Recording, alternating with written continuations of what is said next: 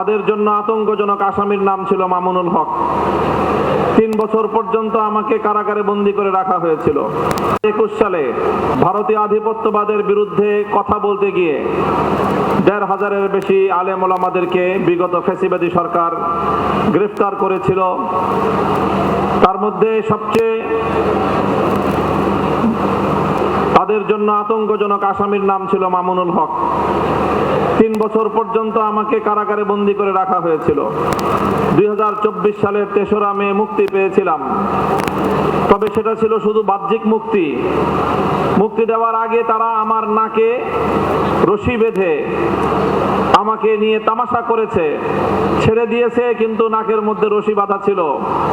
শুধু একটা দিন একটা মামলার আসামি মামলায় হাজিরা দিতে যেতে পারিনি।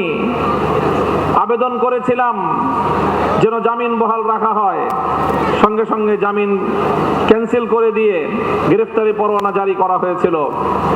বুঝতেই পারেন কি ভয়াবহ দুঃসহ পরিস্থিতিতে আমরা তখন ছিলাম।